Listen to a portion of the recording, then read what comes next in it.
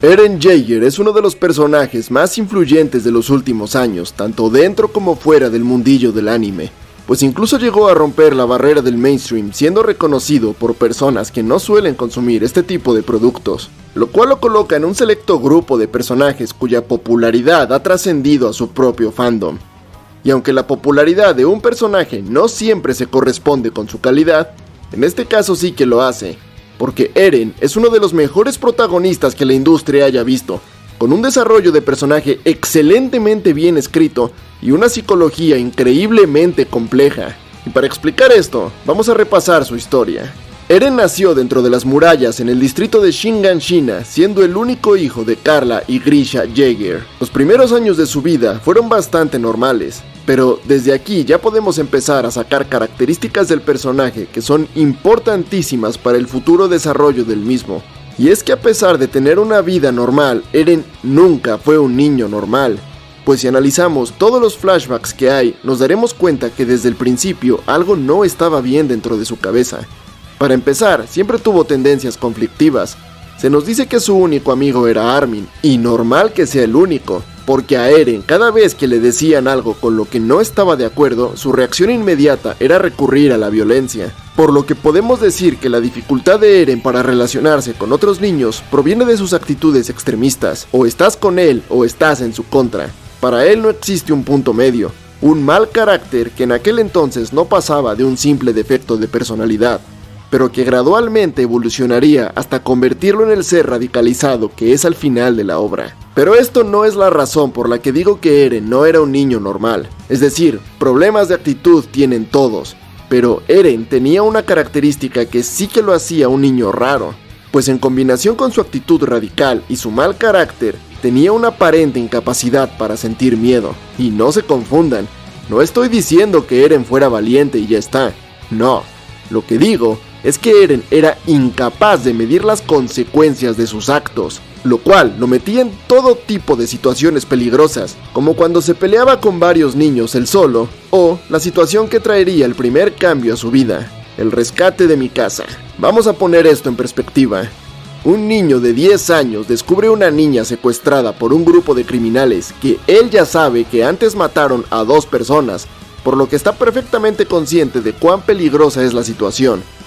Pero en lugar de ser prudente e intentar algo menos temerario como ir por ayuda o lo que sea, su reacción inmediata es la de ignorar por completo su propia seguridad, entrar al lugar y apuñalar sin miramientos a quien esté dentro. Y miren, acá hay mucho que analizar. Para empezar, él no conocía de nada a Mikasa, y aún así no dudó en poner en riesgo su vida para salvarla.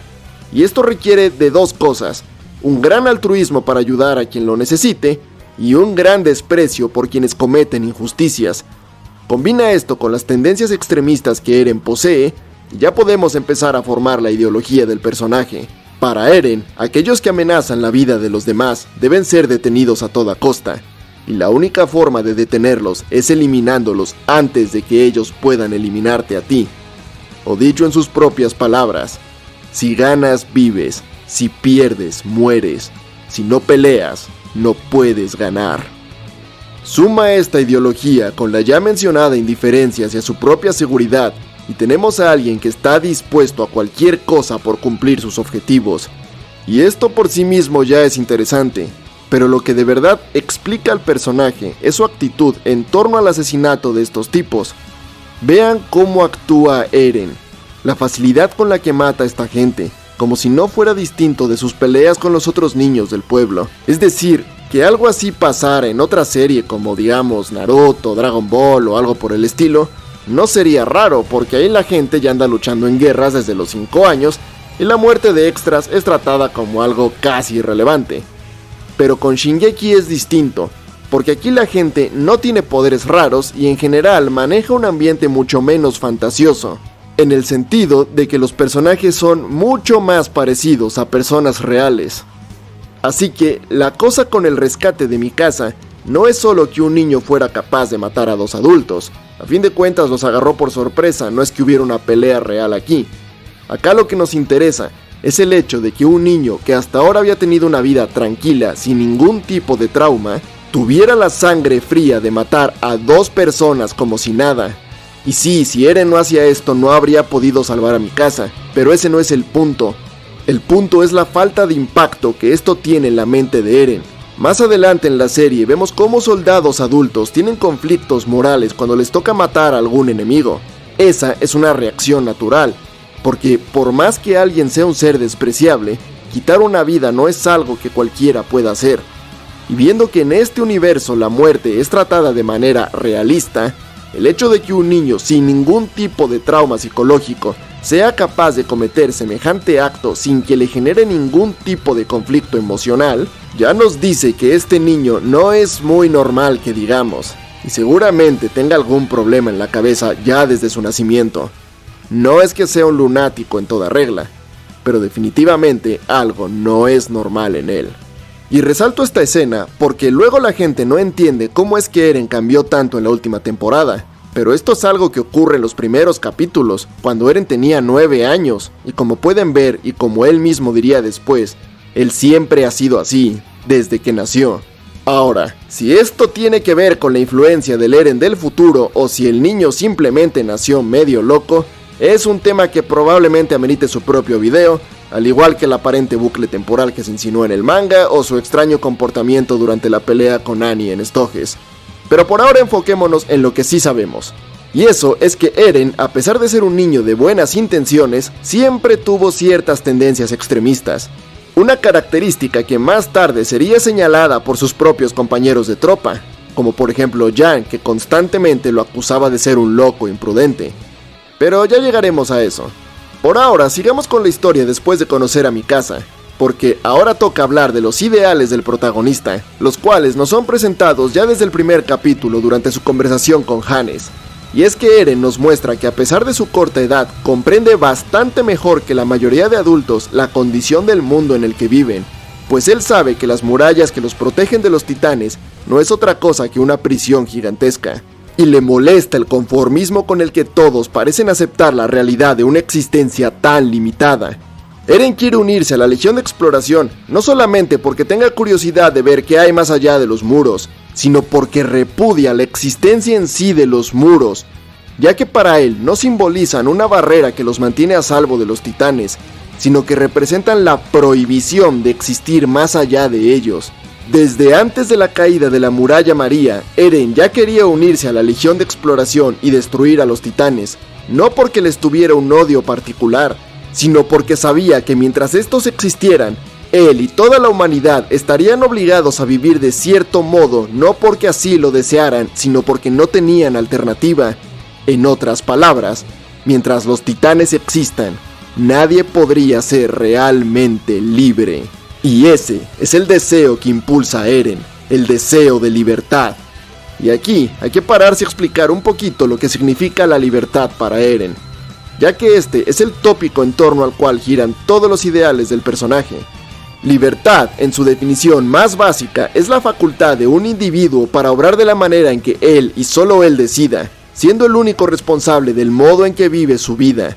Pero el tema de la libertad es un asunto mucho más complejo, y aunque se podría hacer todo un análisis sociológico del tema, para fines de este video lo que nos importa es que la libertad de Eren es una libertad condicional, es decir, técnicamente es libre de hacer lo que le plazca, siempre y cuando no salga de las murallas, y no es que afuera pierda la facultad de actuar por sí mismo, es simplemente que es imposible sobrevivir en el exterior.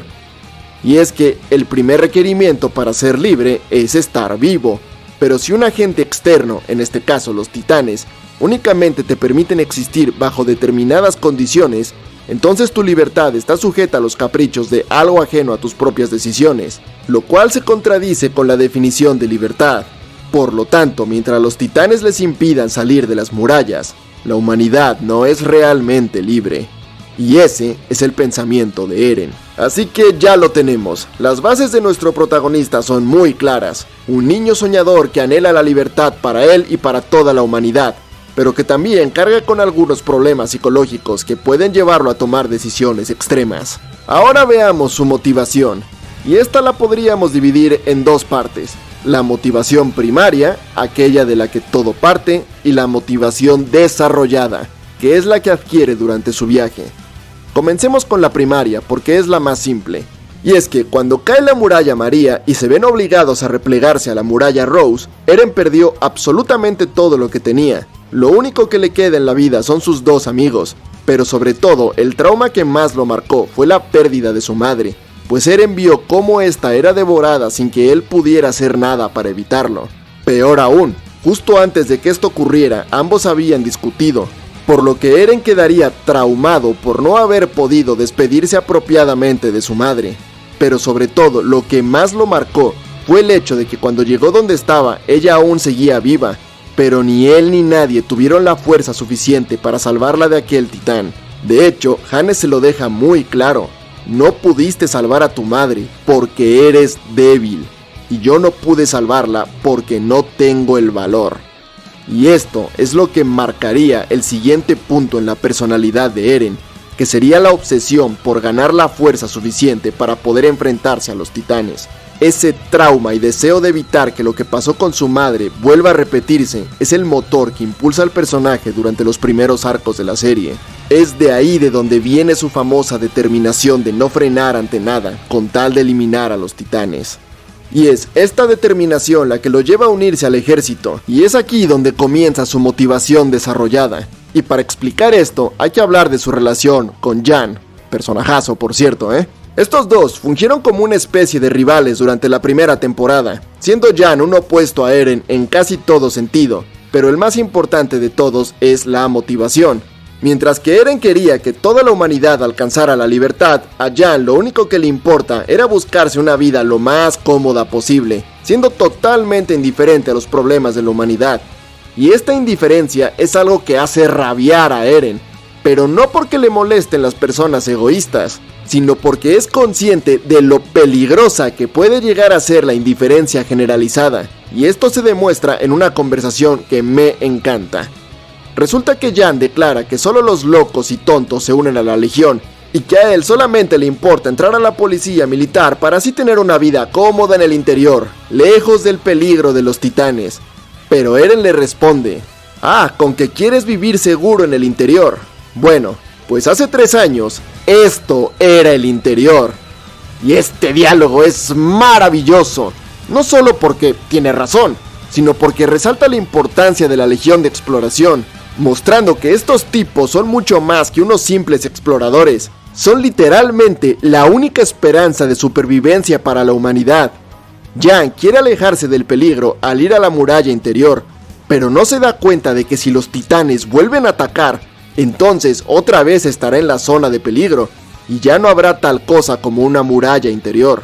Eren aquí demuestra tener un entendimiento superior al de sus compañeros, pues es el único que se da cuenta de que las murallas no pueden protegerlos para siempre. La pasividad que la humanidad mantiene respecto a los titanes es peligrosa, porque están tan confiados en que vivirán seguros en el interior, que no se dan cuenta de que si los titanes no son eliminados, tarde o temprano se quedarán sin murallas tras las que esconderse, tarde o temprano se quedarán sin murallas tras las que ocultarse. A la humanidad no le basta con un escudo para defenderse del enemigo, necesita una lanza para matarlo. Un pensamiento que Eren ya tenía desde sus primeros días en la Academia de Cadetes, y que resulta ser el mismo pensamiento que tiene nada más y nada menos que el comandante de la Legión de Exploración. Y con esto ya le sumamos otra cualidad al personaje, porque nos demuestra que no solo es alguien voluntarioso, sino que tiene la perspicacia necesaria para sobresalir de entre el resto de personajes. Pero ahora, a pesar de estas cualidades, Eren está muy lejos de ser el gran héroe que necesita la humanidad, y esto debido a una simple razón, y es que Eren no es tan hábil como cree que es. De hecho, es un grandísimo hablador. Durante todo el entrenamiento, se la pasa diciendo que va a matar a los titanes y que él será el salvador de la humanidad, pero sobre todo, tiende a menospreciar a los demás criticándolos por no pensar como él, diciendo que el ejército no es lugar para debiluchos, cobardes y no sé qué tanta tontería. Y miren, hasta cierto punto, Eren tenía motivos para fanfarronear, es decir, quedó como el 5º mejor cadete de su generación, y arriba de él solamente estaban 3 soldados previamente entrenados y un Ackerman, que literalmente son superhumanos. Es decir, si únicamente tomamos en cuenta los cadetes normales, Eren era el mejor de todos. por lo que está muy lejos de ser el estereotipo del perdedor que se esfuerza. De hecho, es alguien bastante talentoso, así que uno pensaría que cuando le toque pelear estará a la altura de toda esa palabrería. Pero a pesar del potencial que tiene, sigue siendo un imprudente que no piensa las consecuencias de sus actos, y por eso durante su primera batalla pasa esto.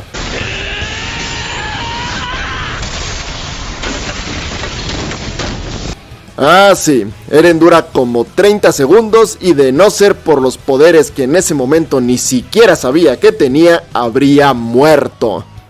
Aunque eso sí, hay que resaltar que más allá de su imprudencia, el tipo sigue teniendo huevos de acero, porque después de perder la pierna, todavía tuvo las agallas de literalmente meterse a la boca de un titán para sacar a su amigo, demostrando que está dispuesto a todo por sus seres queridos. Pero ahora, de no ser por sus poderes, Eren habría muerto aquí. Y momentos como estos donde queda como un incompetente al ser incapaz de resolver una situación por sí mismo, son los que muchos de sus detractores utilizan para menospreciar al personaje. Y la verdad, esto me parece una estupidez. Es decir, que un personaje no viva a la altura de sus palabras, no lo convierte automáticamente en un vendehumo. En especial si el personaje tiene un progreso a raíz de su fracaso. Que Eren haya mordido el polvo después de estar de hablador es algo que dota al personaje de mucha humanidad y realismo, pues el sentirse preparado para una situación solo para fallar miserablemente a la hora de la verdad es algo que a todos nos pasa alguna vez. Malo es cuando la construcción de un personaje se basa en que otros lo inflen con palabras solo para que al final no demuestre nada. ¡No soy! Pero ese no es el caso de Eren, porque toda la basura que él estuvo hablando durante el entrenamiento fue claramente para ponerlo en una situación como esta, donde la vida le diera un baño de realidad que lo hiciera darse cuenta de cuán insignificante es en comparación con los verdaderamente fuertes, y a raíz de eso aprendiera una lección, y eso fue justo lo que pasó, pues acá es que deja esa arrogancia de lado y empieza a cobrar conciencia de sus límites, y aunque todavía es alguien bastante imprudente, Eren sí aprende de sus errores y reconoce cuando alguien está más capacitado que él para una tarea. Por ejemplo, cuando sale del cuerpo del titán y los soldados quieren ejecutarlo, él tenía la idea de transformarse y salir huyendo, pero antes de poner en marcha ese plan, primero le pidió a Armin que le diera una mejor alternativa, porque sabía que su amigo era mucho más astuto que él, y como tal podía pensar en una mejor solución. Y miren, así fue, por lo que acá ya podemos empezar a notar una evolución, pasando de ser un fanfarrón a alguien mucho más consciente de su propia realidad, aunque sin perder en ningún momento su carácter explosivo y desafiante, tal como se puede ver unos capítulos más tarde durante su juicio, donde a pesar de estar frente a las máximas autoridades, en ningún momento se le ve intimidado, y de hecho permanece desafiante todo el rato, al menos hasta que Levi lo muele a patadas. Y es que, aunque la batalla de Trust le haya bajado los humos, no deja de ser alguien impulsivo y temperamental, y eso está bien, porque esa es su personalidad. Puede que madure y aprenda, pero la personalidad es algo con lo que se nace y se muere. Eso sí, todo esto del niño rebelde y desafiante parece que no aplica con Levi, porque Eren no solo le habla con un respeto que no tiene por nadie más, sino que además sigue sus órdenes y enseñanzas a rajatabla. De hecho, en el futuro hasta acabaría copiando algunas de sus expresiones. Pero bueno, supongo que todos tenemos un modelo a seguir. Y ahora, antes de seguir hablando de su evolución como personaje, creo que es necesario tocar un tema que la mayoría de críticos de Eren parecen ignorar. Y es que muchas veces cuando se habla de este personaje, se le analiza bajo la misma pauta que al protagonista de un anime de peleas. Entiéndase shonen tipo Naruto, Kimetsu, Bleach o cosas por el estilo. Por eso muchos se quejan cuando Eren tiene que ser rescatado una y otra vez, en lugar de ser él quien resuelva la situación. Porque claro, un protagonista se supone que es el héroe de la historia, ¿no? Pues ahí es donde está el error. No puedes evaluarlo bajo el parámetro de un héroe del shonen de peleas, porque ni Eren es un héroe, ni Shingeki es un shonen de peleas. Es decir, claro que hay secuencias de acción muy bien logradas y momentos épicos, pero eso ni de cerca es el punto central de la obra. Acá la cosa no va sobre quién es el más fuerte y quién se baja más titanes, no. Aquí los titanes son un elemento contextual, es decir, que existen para crear una situación en la cual los personajes se desenvuelvan, pero no son el foco central de la trama. Y es que Shingeki es, en esencia, un drama político, aderezado con elementos de fantasía, claro, pero un drama político a fin de cuentas, donde el foco de interés no gira en torno a las habilidades de combate, sino a las conspiraciones y misterios que esconden las personas en el poder.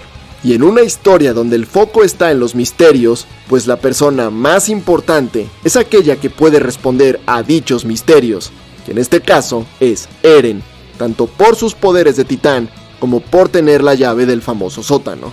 ¿Y a qué quiero llegar con esto? Pues que a diferencia de una obra de acción donde el prota es aquel con el poder para derrotar físicamente a los enemigos, acá el protagonista es aquel con las condiciones para generar un cambio en su mundo. Por eso Eren es algo que todas las facciones de la obra quieren tener bajo su control, lo cual desemboca en sus múltiples secuestros, porque es de ese modo que cumple su función de protagonista dentro del contexto particular de esta obra en específico. Es decir, no puedes evaluarlo como evaluarías a un héroe de acción, porque su función es otra. Sería como comparar un iPhone con un Pokémon. Simplemente no tiene sentido porque son dos cosas totalmente distintas. Y sí, es verdad que a causa de esto, Eren a veces funciona más como un MacGuffin que como un personaje activo, lo cual puede dar la impresión de que el tipo no hace nada por sí mismo y solo es un recurso que otros personajes usan para avanzar la trama.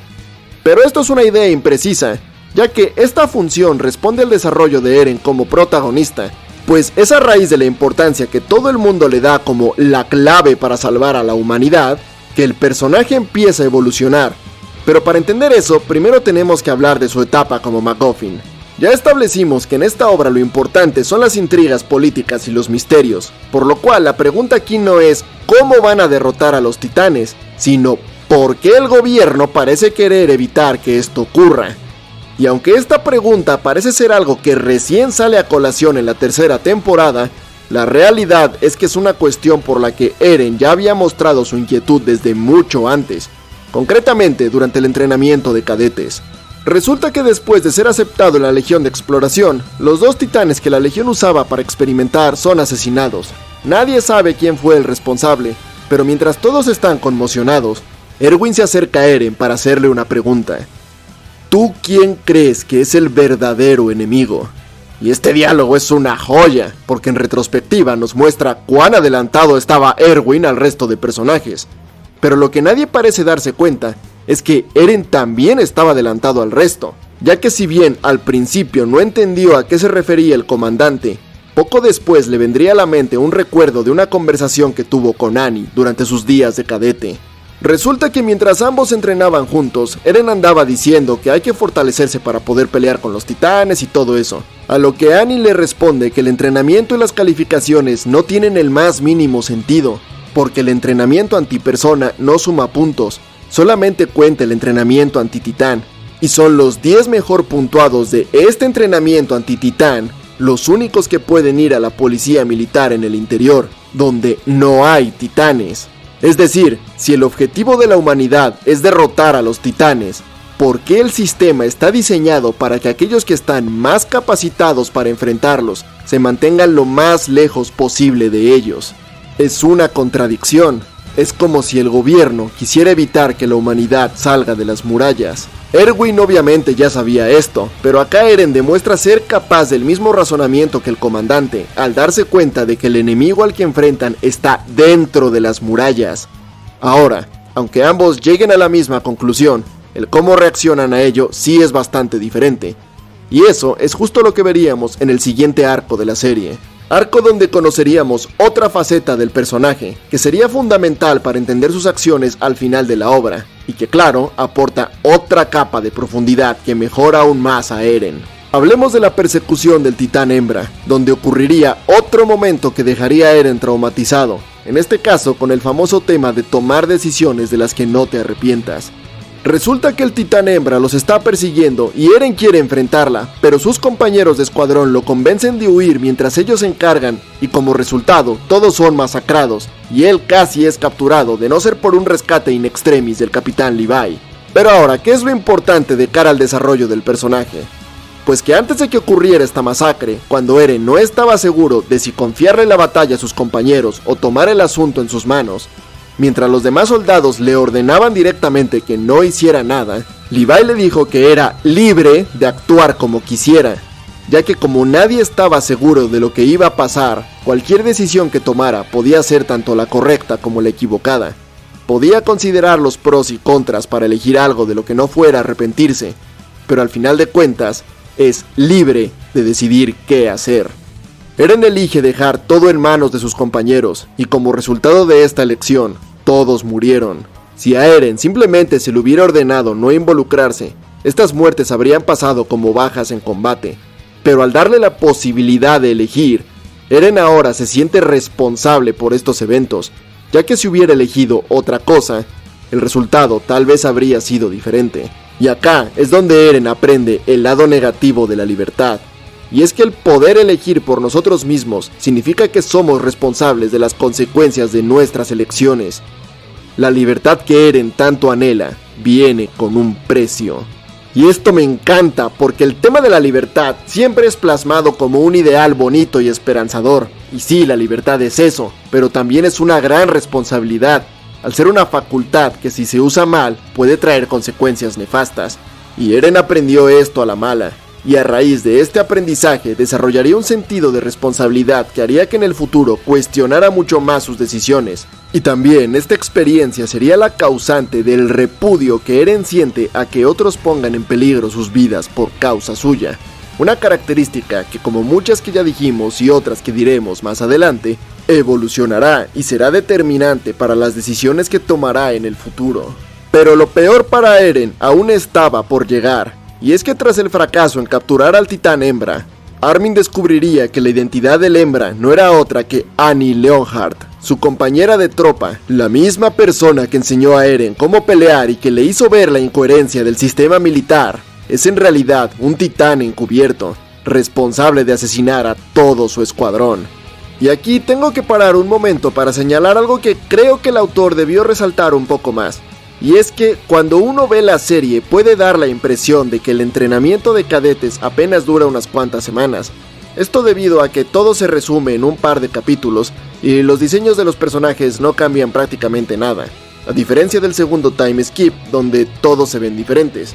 Pero la cosa es que el entrenamiento en realidad duró 3 años. 3 años en los que los cadetes convivieron y formaron lazos día con día, llegando a ser una suerte de familia sustituta para aquellos que la habían perdido tras la caída del muro, tal como era el caso de Eren. ¿Y por qué hablo de esto? Pues porque algunos critican que Eren se altere tanto ante la revelación de la identidad de Annie, pensando que estos dos apenas se conocían y que no ameritaba una reacción así. Pero la realidad es que Annie no era una desconocida para Eren, era alguien en quien confiaba y a quien consideraba como una amiga. Eren se pone histérico ante esta revelación, por la misma razón que Connie llora cuando mata a Samidas, porque eran gente con la que convivieron bastante, eran gente cercana a ellos. Así que mal ahí por no mostrar claramente el paso del tiempo. Pero bueno, a lo que vamos. La reacción de Eren está justificada, pero aún así es notoriamente más escandalosa que la de todos los demás que también habían convivido con Annie. Y es que acá hay otro aspecto de la personalidad de Eren. Y es que aunque le guste hacerse el malote, en realidad es alguien pero muy aprensivo con las personas a quienes considera sus amigos. Y esto, si lo piensan, tiene todo el sentido del mundo. Primero, porque al ser alguien que sufrió grandes pérdidas en la infancia, es normal que tenga cierta fobia a romper vínculos. Y segundo, porque tal como ya dijimos, Eren tiene tendencias radicales, y un radical lo es en todo sentido. Para él, si no le caes bien, eres una basura. Pero si le agradas, entonces está dispuesto a dar la vida por ti. Y por eso su reacción con el tema de Annie es coherente con el personaje, pues sus emociones entran en conflicto al darse cuenta de que una de las personas que quería proteger es en realidad la amenaza de la cual quiere proteger a todos. Por eso es que al principio Eren es renuente a luchar contra Annie, pero al final la realidad es lo que es y termina viéndose obligado a pelear. Y sí, lo del Eren poseído y haciendo comentarios raros, definitivamente le tengo que dedicar un video porque estoy segurísimo de que es un foreshadow del Eren del futuro. Pero bueno, seguimos, porque si a Eren le afectó lo de Annie, lo que sigue terminó de quebrarlo. Resulta que apenas unos días después de la captura del titán hembra, otros 2 nombres salen a relucir como sospechosos de ser enemigos, siendo Reiner y Bertolt. Y si lo de Annie ya le causaba conflicto, lo de Reiner es 10 veces peor, porque acá ya no solo es que lo considerara un amigo, sino que, en palabras del propio Eren, lo veía como a un hermano mayor, alguien a quien siempre trató de imitar y que de cierto modo tenía en un pedestal como lo que debía ser un soldado ideal. Por eso, cuando se menciona su nombre como un posible traidor, Eren se niega a creerlo, e incluso cuando el propio Reiner le revela su verdadera identidad, Eren mantiene su negativa. Es decir, el tipo literalmente le está diciendo en la cara que él es el titán acorazado, y Eren prácticamente intenta gaslightearse a sí mismo con tal de no aceptar esa realidad. Y es que, a diferencia de Annie, que simplemente la consideraba una amiga y ya, el respeto que Eren tenía por Reiner era tal que casi que prefiere ignorar la verdad sobre su identidad a aceptar que el soldado que tanto admiraba es el responsable de toda la tragedia que ha sido su vida desde que cayó la muralla. Esta es una de las escenas más memorables de toda la historia del anime, y aunque la genialidad de la misma se debe principalmente al personaje de Reiner, a quien pronto le haremos su propio video, la reacción de Eren es el toque que pone la cereza sobre el pastel, con una expresión que muestra una mezcla entre ira y tristeza, y continúa con Eren transformándose entre lágrimas, dispuesto a matar al que alguna vez consideró su amigo. Con Annie, Eren dudó y tardó bastante en decidirse a pelear, ya que aún estaba incrédulo, pero acá no, porque si ya de por sí venía alterado por lo de Annie, ahora con lo de Reiner y Bertolt, el hombre simplemente no puede más, y estalla. Imagina perder a tu madre de la forma más injusta posible. Imagina perder tu hogar y tu familia, pasar hambre y sufrir durante años. Y imagina que luego conoces a alguien que te inspira una confianza como ningún otro y que te ayuda a mejorar en más de un aspecto. Ahora imagina descubrir que esa persona en quien tanto confiabas es el responsable de la muerte de tu madre, la pérdida de tu hogar y de convertir la vida de todos los que conoces en un infierno. Pues eso es lo que le pasó a Eren. Por eso actúa con tanta rabia hacia Reiner y Bertolt. No es solo que esté molesto, es que está dolido, se siente traicionado y engañado. Quiere venganza, pero no porque los odie, odiarlo sería fácil, sino porque la realidad lo abruma y en el fondo quisiera que todo fuera una pesadilla. Pero de nuevo, las cosas son como son, y después de esto ya es incapaz de ver a Reiner de la forma en que hacía antes. Eren no sabe los motivos de Reiner y este tampoco puede contarle nada, por lo que desde su punto de vista, tanto él como Bertolt no son otra cosa que unos asesinos traidores que merecen ser aniquilados. Y este punto de vista es algo muy interesante, porque conforme Eren conozca más sobre el verdadero enemigo, poco a poco irá empatizando más con Reiner, llegando incluso a considerarlo como alguien igual a él. Pero ya llegaremos a eso. Por ahora, hay que resaltar algo en esta pelea, y es que Eren, aunque tenga fama de damisela en apuros, en realidad es bastante competente en cuanto a combate se refiere, pues dominó completamente a Reiner durante toda la batalla, y de no ser por la intervención del colosal, lo habría matado aquí mismo. Y es que a Eren hay que destacar su capacidad de mejora, pero no solo en el sentido de que se vuelva progresivamente más fuerte, sino en el hecho de que es alguien que busca activamente mejorar. Ya desde el principio se vio esto cuando pidió a Annie que le enseñara sus técnicas de combate cuerpo a cuerpo. Técnicas que, aunque ya había puesto en uso antes, es en esta pelea que rinden sus frutos. Y no solo es eso, se establece en la obra que Eren se pasa todo el tiempo haciendo experimentos con el cuerpo del titán, por lo que su control sobre esta forma también aumenta progresivamente, llegando al punto en que para la cuarta temporada, Eren será notoriamente superior a otros titanes que en teoría deberían ser más fuertes, como el mandíbula, el acorazado o incluso el martillo de guerra, habiendo Eren derrotado a todos estos. Pero eso vendrá más adelante. Por ahora solo quiero destacar que Eren para nada es un cero a la izquierda cuando se trata de combates, y no porque tenga poderes únicos, sino porque el tipo activamente se preocupa de mejorar sus habilidades. Aunque sí que es verdad que tiene poderes únicos, lo que, como ya dijimos, lo coloca en el punto de mira de absolutamente todos los personajes. Uno de estos poderes es el del fundador, el cual usaría por primera vez aquí para comandar a una horda de titanes que le permite escapar del acorazado. Ahora, es verdad que esta escena es bastante conveniente, en el sentido de que justo el único titán que podía ayudar a Eren a activar el poder del fundador estuviera por ahí, y que justo fuera ese titán el único que lo tocó.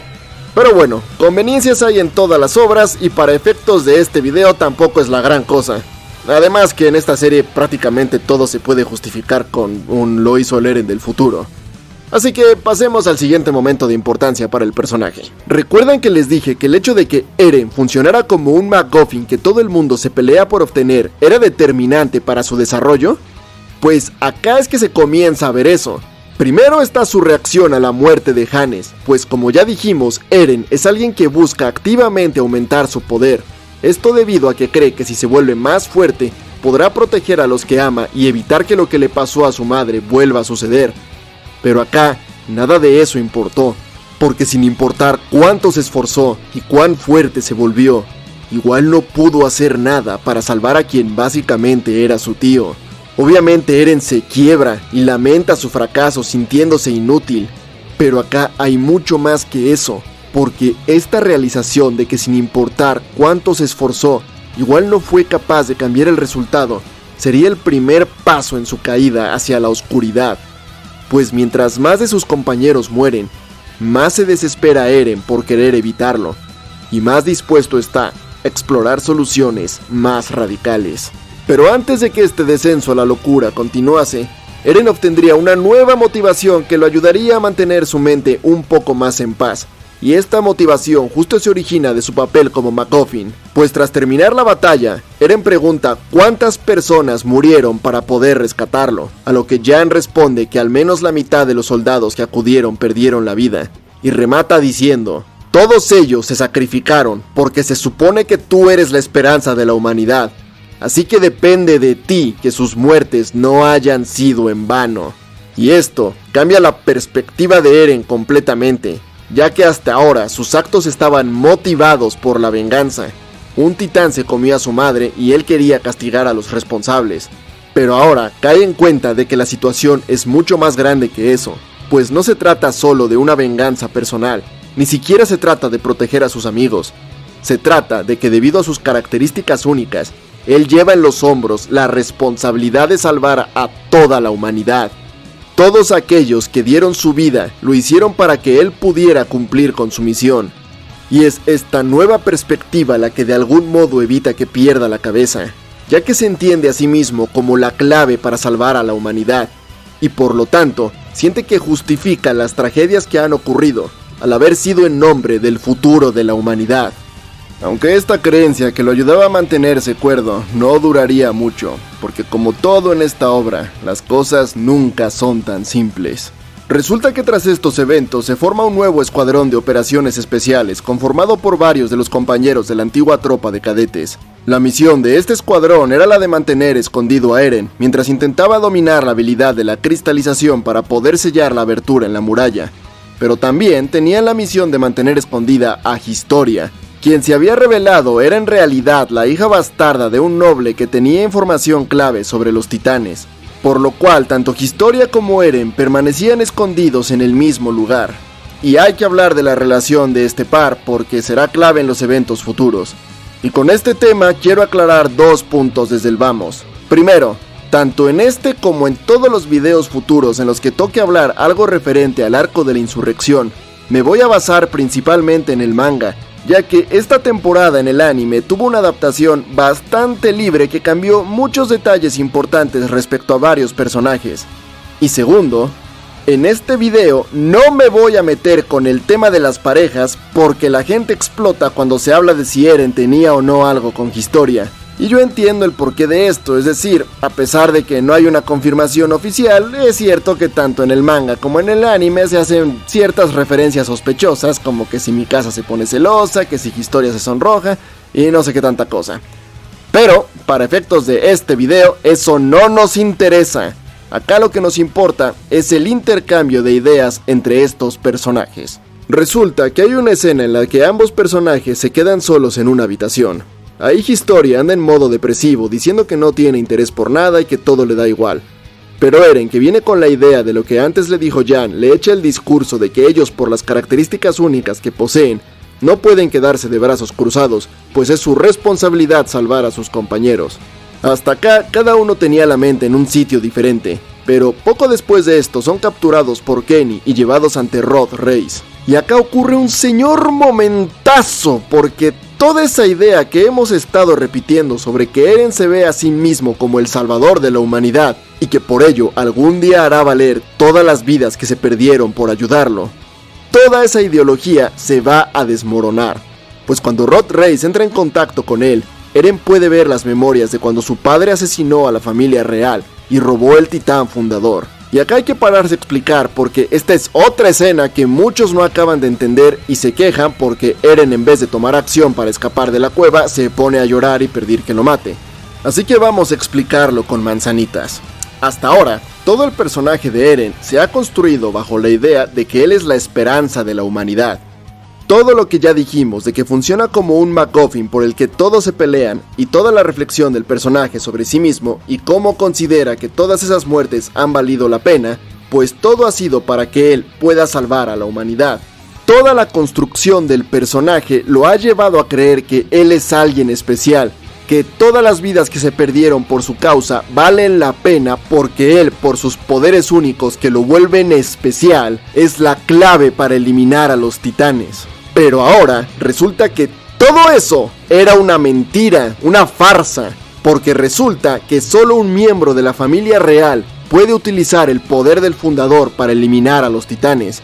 En otras palabras, es debido a que él tiene ese poder que la humanidad no puede salir de los muros. Vean el cambio de perspectiva que esto genera. Eren pasó de ser la esperanza de la humanidad a ser la causa de que ésta esté condenada. Y eso significa que todas las personas que murieron para salvarlo, murieron por nada, porque él no es nadie. Y obviamente esta realización hace que Eren se derrumbe, porque lo único que le permitía cargar con la responsabilidad de todas las vidas perdidas era la creencia de que todo valdría la pena al final. Pero ahora que esta creencia se derrumbó, Eren también se colapsa, porque todo lo que le daba sentido a su existencia desapareció de golpe. Y por eso también es que le suplica a Historia que lo devore, porque viéndose en esa situación, cree que al menos así podrá ser de utilidad al darle el poder a alguien que sí pueda utilizarlo. Y la verdad, esto me parece un momento fantástico, porque la reacción de Eren es una extremadamente realista. En un mercado lleno de protagonistas indoblegables, es muy refrescante ver a uno cuya mente es capaz de ceder cuando una situación simplemente lo supera.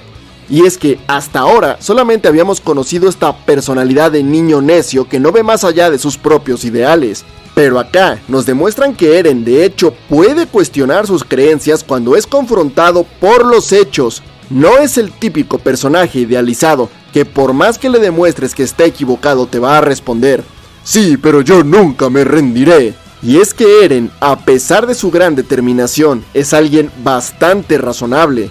Si a él le demuestras algo de forma clara, entonces él va a aceptar esa realidad. Y sí, es cierto que la familia real tampoco podía usar el poder del fundador, pero en ese momento Eren no tenía motivos para sospechar esto. En ese momento lo único que sabía es que su padre había robado ese poder, e inmediatamente después de eso empezaron a ocurrir todas las tragedias, por lo que tiene total sentido que Eren se trague el cuento del rey. Lo que ocurre a continuación va más relacionado con el desarrollo de Historia y ya hablaremos de eso en su respectivo video.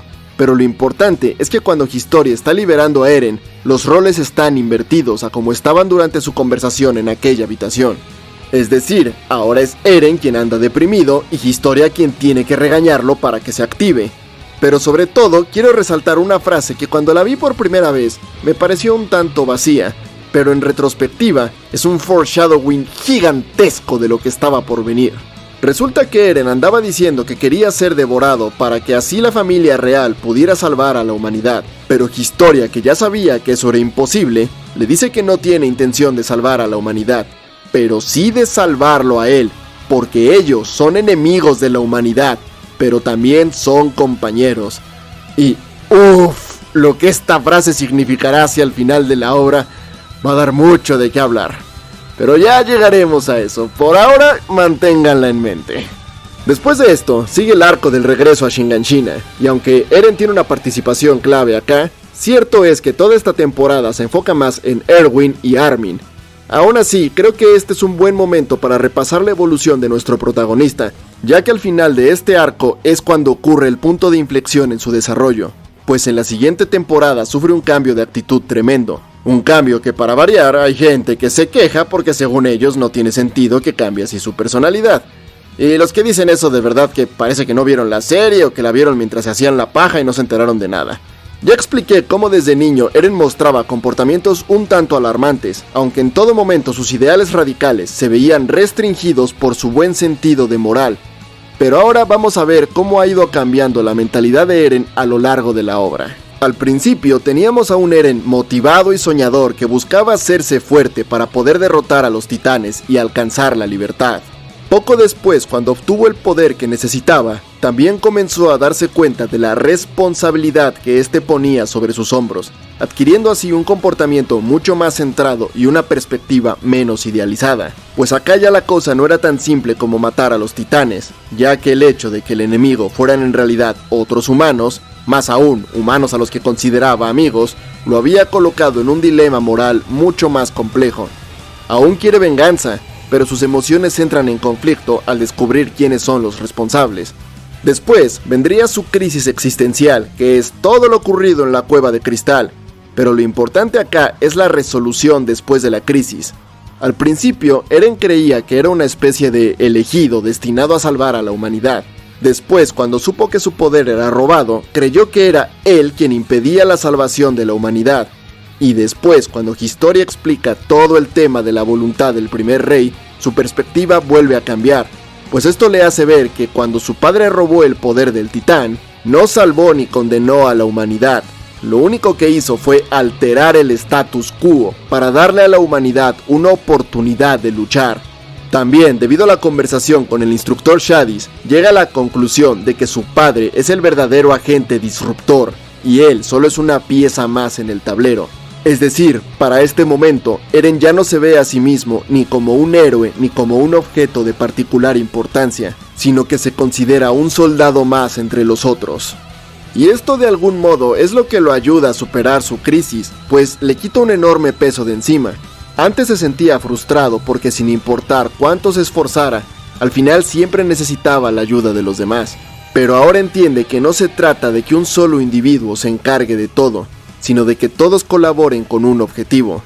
Sin embargo, con esta realización también vendría un nuevo sentido de responsabilidad, pues al entenderse como una parte del todo, sus deseos personales pasan a un segundo plano, pues lo primero es el deber para con sus aliados. Y es aquí, antes del timeskip, incluso antes del regreso a Shiganshina, que se nos muestra el primer momento de lo que Eren sería dentro de unos años, pues hasta ahora sus actos estaban en cierta medida condicionados por sus sentimientos, lo cual muchas veces lo limitaba respecto a qué tanto estaba dispuesto a hacer, como se vio en varias ocasiones durante la serie. Pero ahora es capaz de cruzar ese límite y hacer cosas que no quiere hacer, pero que tiene que hacer, porque esa es la única opción que tiene. Y esto lo vemos en otra conversación con Historia, donde ésta le pregunta que qué hará si se encuentra con Reiner y Bertolt, a lo que Eren, ya con el mismo semblante sombrío que tendría después del time skip, dice que los va a matar, que no quiere hacerlo, pero que tiene que hacerlo. Y recuerdan que antes dije que Eren, mientras más se le complica una situación, más dispuesto está a explorar soluciones radicales. Pues con estos diálogos, Eren nos demuestra que ya está al borde del abismo. Solo necesita un empujoncito más y se entregará por completo a la oscuridad. Había una única cosa que aún lo mantenía a raya, y eso era la esperanza de que una vez taparan el muro y encontraran el secreto del sótano, finalmente podrían destruir a los titanes y alcanzar la libertad. Más allá del muro se encuentra el mar, y más allá del mar está la libertad. Eran las palabras que Eren repetía para mantener la esperanza, pero esa esperanza pronto sería destruida, pues tras ganar la batalla de Shiganshina y entrar al sótano, lo que encontraron ahí no fue esperanza, sino desesperación, pues resulta que fuera de las murallas la humanidad aún existía, y eran mucho más avanzados y numerosos que aquellos que vivían en las murallas. Y no solo eso, sino que todas las personas del exterior estaban unidas bajo el único deseo de exterminar o esclavizar a la humanidad dentro de las murallas, a quienes veían como aberraciones del demonio, tan solo por la raza a la que pertenecían. No importa que hayan derrotado a los titanes, no importa si Eren logra matar a Reiner, porque más allá del mar no hay libertad, solamente hay enemigos, los mismos que los han forzado a vivir en una jaula de pájaros, los responsables que desde el momento en que nació siempre hubo una maldita pared frente a sus ojos. Aquel descubrimiento fue devastador, pues a pesar de todos los esfuerzos y sacrificios que se hicieron, al final parecían estar irremediablemente condenados a desaparecer o vivir como esclavos. Y entonces es que ocurre el momento que lo cambiaría todo, pues durante la ceremonia de reconocimiento a los sobrevivientes, Eren entra en contacto con Historia, y aquello desbloquea un recuerdo del futuro, en el cual Eren se ve a sí mismo, desatando el apocalipsis sobre la Tierra. Y vamos a parar acá, porque este es el punto clave de toda la obra. A ver, en este momento la situación era sumamente desalentadora, y nadie tenía ni idea de cómo iban a hacer para sobrevivir. Pero entonces, Eren ve una memoria de algo que todavía no ha ocurrido, y con eso se da cuenta de 3 cosas. Primero, que sí existe una forma de salvar a sus amigos y a toda su gente, pero para ello tiene que eliminar al resto de la humanidad fuera de las murallas. Segundo, si está viendo un recuerdo de algo que todavía no ha pasado, significa que tiene la capacidad de ver en el futuro. Y tercero, uno de los recuerdos que ve es la escena de su padre asesinando a la familia real. Un momento que ya antes había visto como un recuerdo de su padre, pero que ahora está viendo desde otro punto de vista, por lo cual no era un recuerdo de su padre, sino de alguien más, aunque eso será importante después. Por ahora lo importante es que Eren ya está sumido en la desesperación y está dispuesto a hacer cosas que no quiere con tal de liberar a las personas de las murallas, pero un genocidio de tal magnitud es simplemente demasiado y se opone directamente a sus valores morales. Es decir, él nunca tuvo problema con castigar a los culpables, pero el retumbar significaría eliminar a millones de inocentes que jamás le habían hecho nada. Él que tanto criticó a Reiner por hacer precisamente esto, nunca podría hacer lo mismo. No podría convertirse en alguien tan despreciable como Reiner, por lo cual decide no contarle a nadie sobre esta visión y aferrarse a la esperanza de que aquello no tiene por qué ocurrir. Sin embargo, hay una realidad que es indiscutible, y es el hecho de que los enemigos del mundo exterior pronto vendrán a eliminarlos. Eren no quiere destruir el mundo fuera de las murallas, pero si no lo hace, todo su pueblo será exterminado. Así que todo se resume a una decisión y un dilema moral: hacer lo que es mejor para la mayoría, o hacer lo que es mejor para quienes le importan. Esta es la clásica situación donde el arquetípico héroe debe demostrar que es mejor que quienes le hicieron daño, aun si eso supone sacrificar algo que ama por el bien común.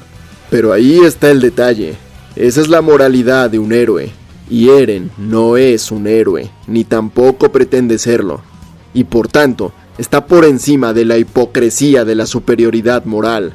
Así que al igual que pasa con todo ser humano, lo más importante para él siempre serán sus seres queridos, y no está dispuesto a sacrificarlos, aun si eso significa salvar al mundo. Pero sí está dispuesto a sacrificar al mundo, si eso significa salvar a sus seres queridos. Algo que se demuestra cuando en sus visiones descubrió que el titán que tocó cuando activó el poder del fundador en aquella ocasión era uno de sangre real, por lo cual, si Historia se convirtiera en un titán, Eren podría activar el retumbar y usar a los colosales para proteger la isla. Sin embargo, Eren no está dispuesto a sacrificar a Historia, por lo que guarda esa información, poniendo en riesgo a toda la isla con tal de proteger a su amiga de aquel cruel destino. Aunado a esto, está el tema de la libertad. Aquel sueño que ha perseguido durante toda su vida le sigue siendo negado por los enemigos que quieren matarlo tan solo por haber nacido en este mundo. Y ante tal injusticia y sin más opciones para elegir, Eren llega a una única conclusión: la única forma de alcanzar la libertad es eliminando a aquellos que insisten en quitársela. Si alguien quiere arrebatarme mi libertad, no dudaré en quitarle la suya. Todo este tiempo, no hemos estado viendo la historia de un héroe que salvará al mundo, sino el origen de un villano que va a destruirlo.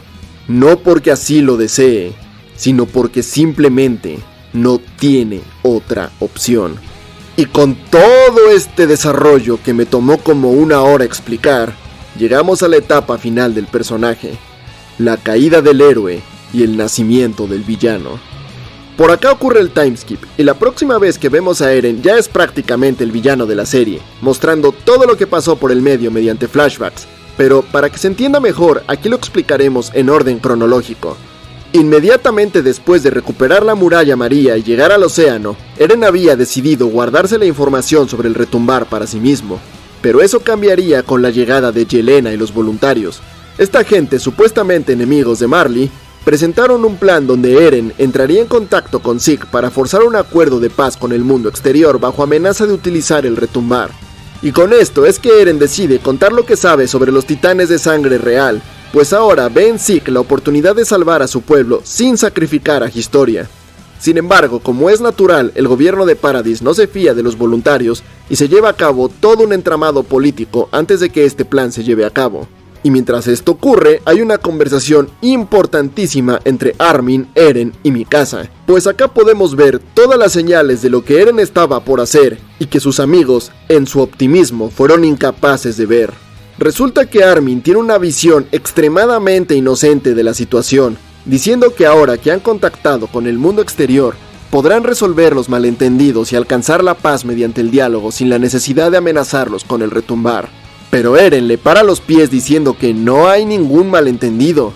Las personas del exterior los odian solo por existir y no se puede dialogar contra eso. Armin y Mikasa dicen entonces que si tuvieran más tiempo podrían lograr algo, a lo que Eren responde que tienen razón, pero que para conseguir ese tiempo necesitan asegurarse de que nadie pueda destruirlos antes. Si se dan cuenta de que Eren prácticamente está avisando que va a desatar el retumbar, y sus dos mejores amigos ni lo sospechan, claro, Armin y Mikasa no habían experimentado lo que era el mundo exterior, por eso mantienen una visión optimista del futuro. Pero Eren, que ya había visto cómo era la vida ahí y que ya conocía cuál iba a ser el desenlace, es mucho más realista respecto a la situación. Él sabe que el retumbar es su única esperanza de sobrevivir. Sin embargo, el propio Eren aún era renuente a aceptar esta idea, y es que, como ya dijimos, él no quiere usar el retumbar, y si existe otra opción, entonces está más que dispuesto a usarla. Y aquí hay que aclarar algo importante, porque muchos tachan a Eren de ser un psicópata genocida, y sí, Eren es un genocida, pero no es un psicópata sin escrúpulos, porque la realidad es que él nunca quiso activar el retumbar, y de hecho, antes de tomar la decisión de hacerlo, buscó cada posible solución, pero todas terminaban en lo mismo, lo cual era la muerte o la esclavitud para sus amigos. La primera solución era la de negociar términos de paz, pero eso era inútil ya que, como acabamos de decir, no había suficiente tiempo.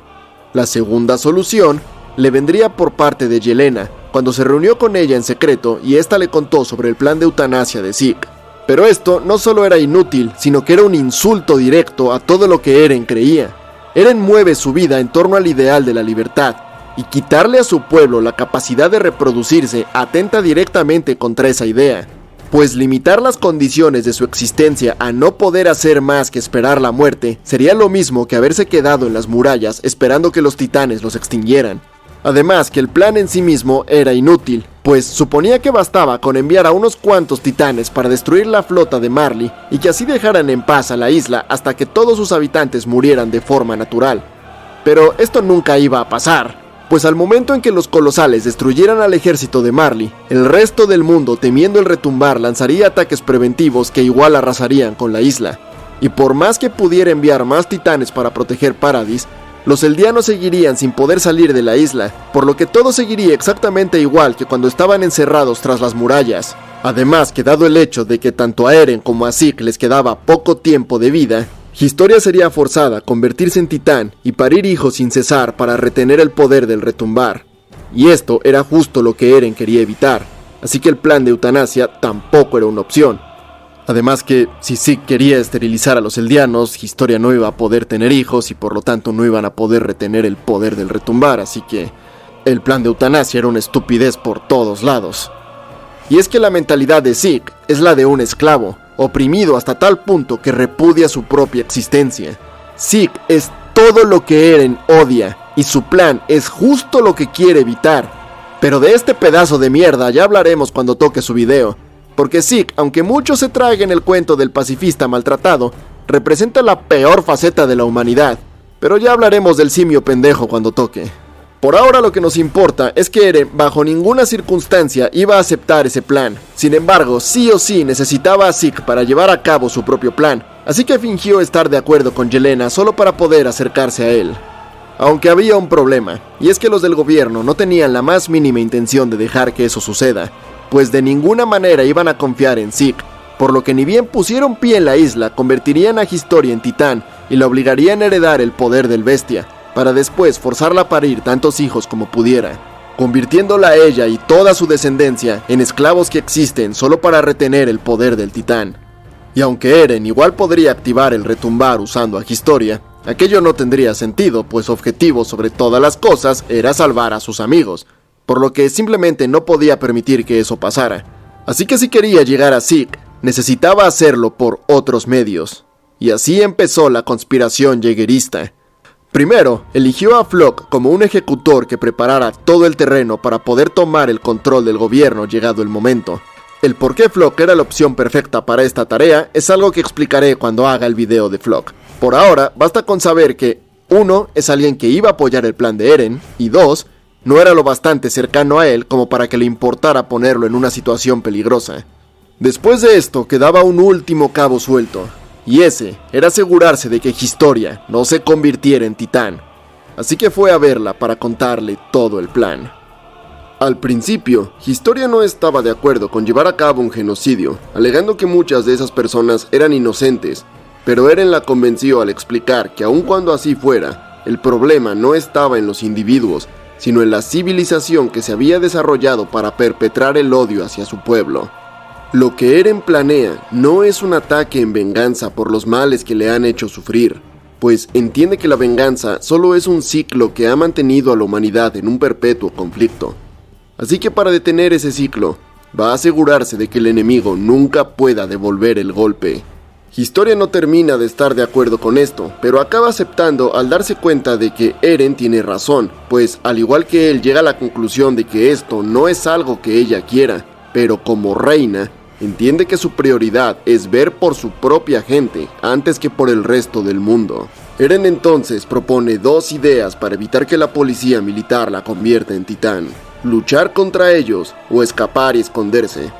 Pero Historia propone una tercera opción, que es la de quedar embarazada para que así no puedan arriesgarse a convertirla y que muera durante el proceso. Además que de este modo evitarían levantar sospechas sobre lo que estaba haciendo Eren. Y de esta forma tendría el tiempo suficiente para poner en marcha su plan. ¿Que quién embarazó a Historia? Eso no nos interesa y tampoco importa. Lo que importa aquí es que Historia fue la principal cómplice de Eren en el genocidio del retumbar.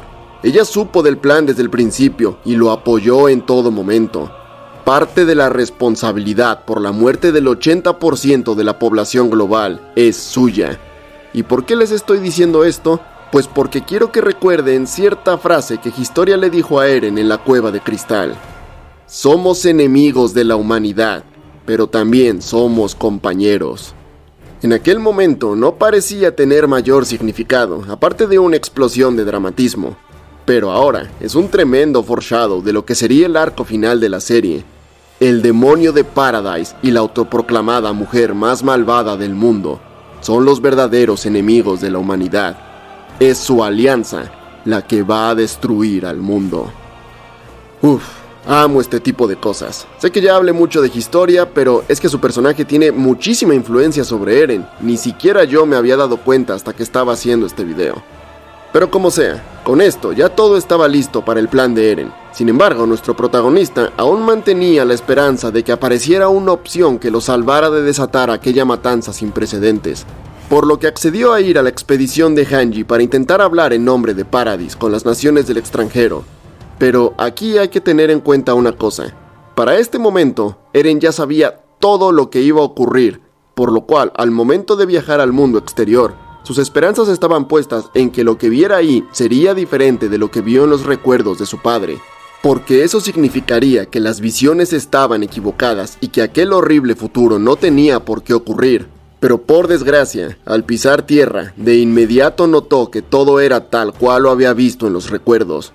Por eso, mientras que todos los demás andan emocionados que si con el helado o los autos, Eren ve esas cosas con tristeza, porque todo encaja con sus recuerdos, y con cada cosa que ve, disminuye la posibilidad de evitar el retumbar.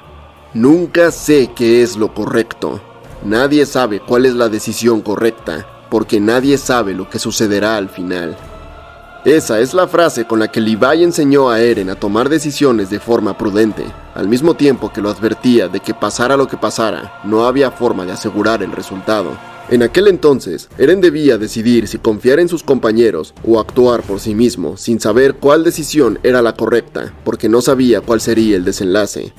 Ahora, al ir con Hanji al mundo exterior y tratar de hablar con las naciones enemigas, está en una situación similar. Debe decidir si confiar en sus compañeros o actuar por sí mismo. La diferencia es que esta vez Eren sí sabe lo que va a pasar y por tanto sabe cuál es la decisión que traerá un mejor resultado para los que le importan. Por lo cual, al comprobar que el mundo exterior es tal como lo vio en los recuerdos de su padre y ver cómo todos ahí, incluidos los otros eldianos, deseaban exterminar a su gente, se acabaron las opciones para Eren. La decisión fue tomada y la humanidad quedó condenada. Eren sería el verdugo, pero fue la propia humanidad quien provocó su destrucción. Y antes de seguir, toca hablar de su relación con Mikasa. Y a ver, mismo caso que con Historia. Este es un tema que no quiero tocar porque la gente se vuelve loca. Pero para mi desgracia, aquí no tengo opción ya que esto sí está confirmado. El problema es que se trabajó como el culo. Eren en ningún momento demostró sentimientos románticos por Mikasa. De hecho, no demostró sentimientos románticos por nadie. Y de repente ahora al final se anda tirando diálogos tan malos que la gente pensó que ese panel era un meme. Es que en serio, esto parece un diálogo sacado de un drama adolescente hecho por Netflix. Y sí, él siempre se preocupó por mantenerla a salvo. Pero eso podemos decirlo de absolutamente todos sus amigos.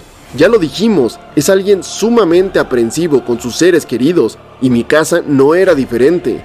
Miren, Isayama es un genio, pero no tiene ni puta idea de cómo escribir romance. Y si hay algo que le puede quitar el título de obra maestra a Shingeki, es esta porquería de diálogos que se saca cuando quiere disque mostrar amor. Pero bueno, como al final tampoco importa de cara al desarrollo de Eren, pues lo voy a pasar de largo porque simplemente no aporta nada. Repito, lo mismo que Eren está dispuesto a hacer por Mikasa, está dispuesto a hacerlo por todos sus amigos. Que no, que Eren iba a dejarlo todo si Mikasa se lo hubiera pedido. ¡Mentira! Esperan que me crea que alguien como Eren, que es todo un dramático, hipersensible, rencoroso, con delirios mesiánicos, síndrome del superviviente y un carácter súper combativo, hubiera sido capaz de dejar morir a todos sus seres queridos solo para irse a coger a una cabaña en el monte? Por favor, sean serios. Eren es un personajazo y Shingeki es una obra de arte, pero todo este tema es una pendejada. Simplemente no encaja con su personaje. Así que, en lo que a mí concierne, todo el tema de la visión de la cabaña solo fue un regalo de despedida que hizo como un favor a Mikasa para darle algo de alivio y paz al final. Y si no están de acuerdo, pues espérense a que saque el video hablando mal de esta pareja y ahí sí me dejan todos los dislikes que quieran. Pero bueno, después de todo esto, ahora sí nos toca hablar de la relación más importante en la vida de Eren. Y ese no es otro que Reiner. Sí, así como lo oyen. ¿A qué me refiero? Como ya antes dijimos, Eren quedó traumado por la traición de Reiner, y en su mente, él era el ser más despreciable que podía existir, pues era un asesino cruel que mató a miles de inocentes que jamás le hicieron nada. Pero ahora, él estaba a punto de hacer lo mismo. Ni siquiera sabe cuándo empezó a ser así, pero ha estado convirtiéndose en aquello que tanto odiaba, y eso lo lleva a preguntarse algo. ¿Por qué Reiner hizo lo que hizo? ¿Será que al igual que él, no tuvo otra opción? Tras abandonar a sus compañeros, Eren se infiltra en Marley, aprendiendo sobre la vida en ese lugar, compartiendo el techo y la comida con las personas que ahí vivían. llegando incluso a fraternizar con ellos, exactamente del mismo modo que hizo Reiner cuando llegó a las murallas.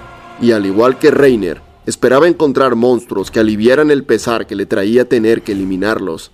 Pero pronto se dio cuenta de que las personas son iguales en todo el mundo. Hay gente buena y gente mala, pero eso no importaba, porque buenos o malos, igual tenía que eliminarlos si esperaba salvar a su pueblo.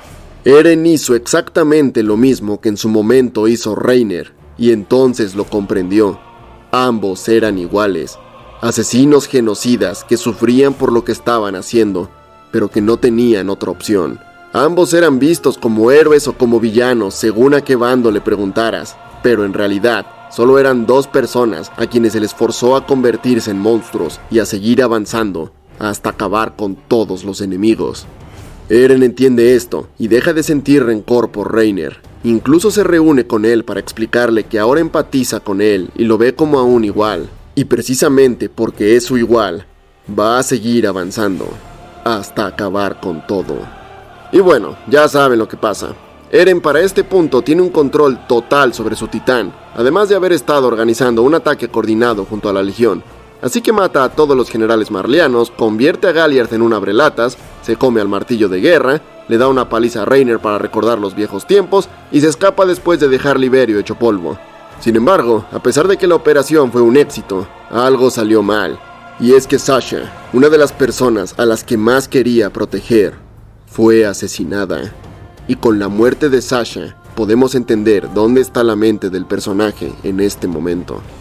Aquí hay algo de confusión porque Connie dice que Eren se estaba riendo, pero eso es una malinterpretación de Connie, porque la cara que Eren pone en el manga es esta, y esa no es la cara de alguien a quien algo le hace gracia, esa es una cara de pura angustia.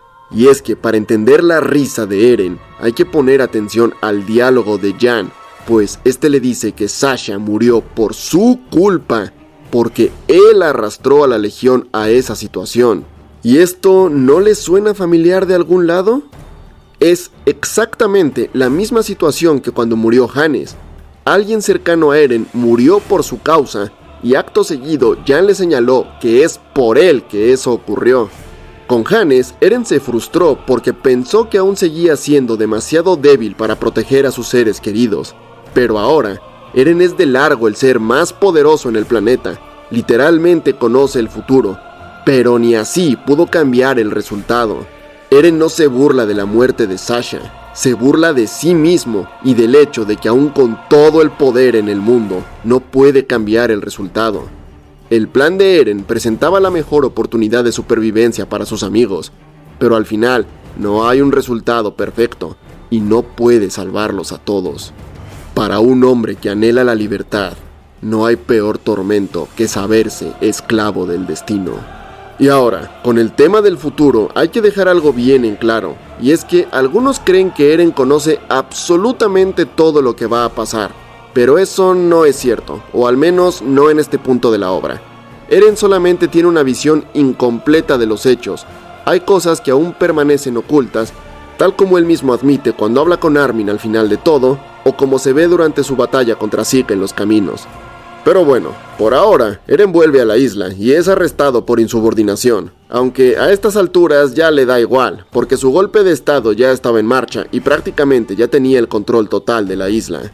Aunque cabe resaltar su conversación con Hanji, en la cual un Eren que ya no tiene humor para perder el tiempo, literalmente suplica que le dé una opción para no usar el retumbar, pero esa opción simplemente no existe. Así que tras un par de ires y venires, Eren escapa de prisión. Los jägeristas toman el control de la isla, y acá viene la famosa conversación con Mikasa y Armin, donde Eren básicamente se dedica a insultar a sus amigos con el fin de ponerlos en su contra. Pero, ¿por qué hace esto? Pues porque aquí es donde entra el verdadero plan de Eren, el cual suponía convertir a sus amigos en héroes mientras que él interpretaba el papel del villano. Algo sospechosamente parecido a lo que hizo el rey Fritz con el tema de Elos y los Tybur. Pero creo que eso es mejor dejarlo para el final del video. Antes hay que hablar del momento en que Eren se hace con el control del fundador. Ahora, de la escena de Eren manipulando a su padre y derrotando a Zeke, puedo pasarme media hora hablando. Pero este video ya se pasó de largo, así que voy a dejar ese tema para un video exclusivo analizando la escena. Sin embargo, hay algunas cosas que es necesario resaltar aquí. Primero, el objetivo de Zeke al mostrarle sus memorias era enseñarle a Eren que este había sido manipulado por Grisha para convertirse en lo que es ahora. Pero lo que descubre es que Grisha no tuvo nada que ver, y Eren siempre fue así. O sea, básicamente Zeke se vio este video y entendió cuál era la verdadera psicología de su hermano. El segundo punto a resaltar es la reacción de Eren cuando escucha al primer rey hablar a través de Frida. Eren es un personaje de carácter iracundo, pero creo que nunca estuvo tan furioso como en el momento en que escuchaba las tonterías del primer rey. Y es que claro, el discurso castrado del rey no solo es hipócrita e injusto, sino que representa todo aquello que Eren odia en la vida. Y tercer punto, el momento en que convence a Ymir de darle su poder. La fundadora, quien siempre fue referenciada como una diosa, no era más que una esclava al servicio de la familia real, que durante una eternidad había estado encerrada en los caminos, siguiendo las órdenes del rey en turno. Y esto es importante para entender por qué decidió ayudar a Eren y no a Zeke. Pues Zeke, al igual que todos sus ancestros, la trata como una esclava, mientras que Eren la trató como a una igual y le dio libertad de elección. Zeke dijo, obedece mi orden, mientras que Eren dijo, no eres una esclava, tú puedes decidir. Una mujer maltratada y escupida, hasta tal punto que ni siquiera en la muerte pudo librarse de sus cadenas, ahora se encuentra con alguien que no solo puede liberarla de su tormento, sino que además le ofrece venganza contra el mundo que la condenó a tan cruel destino. Eren libera a Ymir, y esta le da el poder para destruir al mundo. Y así comienza el retumbar de la tierra, con Eren a la cabeza y un único objetivo para los titanes: seguir avanzando hasta que no queden más rastros de vida. Hay mucho más que podríamos decir de toda esta secuencia, y lo hablaré en su respectivo video, pero por ahora esto es lo más importante. A partir de acá, la historia de Eren podemos resumirla en que desató el retumbar, eliminó al 80% de la población y al final se dejó matar. Porque sí, la alianza no derrotó a Eren, todo siempre fue parte de su plan. Todo lo que hicieron Armin y los demás durante la batalla final ocurrió así porque Eren les puso el camino. Ellos solo lo recorrieron. Veamos, cuando Eren se hizo con el control del fundador, pudo haber activado el retumbar, destrozar el mundo y modificar la memoria de los eldianos para que nadie intentara detenerlo ni recordara nada sobre la guerra con el mundo exterior. Pero no lo hizo. En su lugar permitió que todos recordaran todo y además les permitió conservar sus poderes. ¿Por qué? Primero, porque si el objetivo de Eren era liberar a su gente, no iba a someterlos como hizo el primer rey. Ellos serían libres de elegir si intentaban detenerlo o no. Y segundo, porque Eren quería que lo detuvieran. Este segundo punto es un tanto enredado de explicar, así que vamos por partes. Primero, ¿cuáles eran sus objetivos? Para empezar, quería proteger a las personas de la isla, y para eso tenía que neutralizar la amenaza del exterior usando el retumbar. Segundo, quería asegurarse de que sus amigos tuvieran vidas largas y pacíficas, y este objetivo era un tanto más complicado, porque si por algún motivo llegaba a fallar en su plan, aquellos cercanos al demonio de Paradis iban a pagar las consecuencias. Eren conocía el futuro, pero él mismo admite que hay cosas que ni él sabía cómo iban a terminar, así que no podía arriesgarse. Recuerden lo que le dijo Jan: Sasha murió porque nos involucraste en tu plan, y Eren sabe que tiene razón. Por eso, para proteger a sus amigos, tiene que evitar que se pongan de su lado. Y tras esto, todavía hay un tercer objetivo, que es el de eliminar el poder de los titanes. Eren sabe que sin importar nada, mientras existe el poder titán, este solo traerá problemas, por lo que es preciso que desaparezca del mundo. Y para eso necesitaba que la fundadora Ymir voluntariamente lo eliminara, y para ello necesitaba que sus amigos lo mataran. ¿Que por qué Ymir tenía que ver cómo sus seres queridos mataban a Eren para eliminar a los titanes? Pues por una pendejada mal escrita sobre un síndrome de Estocolmo que Ymir tenía, pero de eso ya hablaré en otro video. Por ahora, lo que importa es que Eren sí o sí tenía que poner a sus amigos en su contra. Así que el plan de Eren era, primero, utilizar el retumbar para eliminar la amenaza del exterior, garantizando así la supervivencia y liberación de su pueblo. Segundo, asegurarse de que sus amigos quedaran en una posición favorable al final de todo. Al tomar él el papel del villano, permitiría que Armin y los demás quedaran como héroes entre los supervivientes, obteniendo una posición similar a la que tenían los Tybur, de modo que Armin por el lado de los supervivientes y Historia por el lado de Paradis se convertirían en los representantes del nuevo mundo, y juntos mantuvieran la paz, al menos durante su tiempo de vida. Y tercero, eliminar el poder de los titanes, igualando así a todas las razas al convertirlos a todos en humanos ordinarios.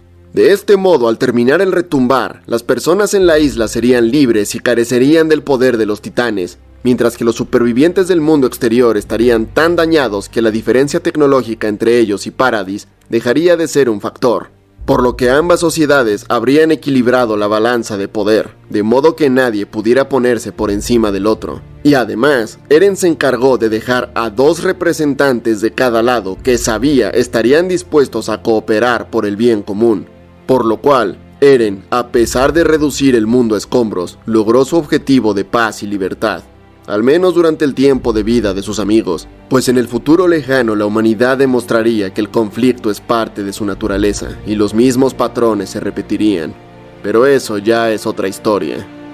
Pero en lo que concierne a Eren, su objetivo sí se cumplió, aunque él mismo tuvo que sacrificar su vida y su alma para lograrlo.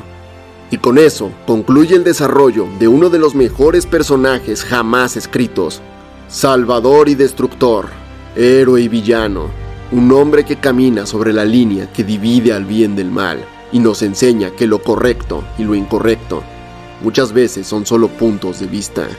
Esa es la historia de Eren Jaeger y el viaje del villano.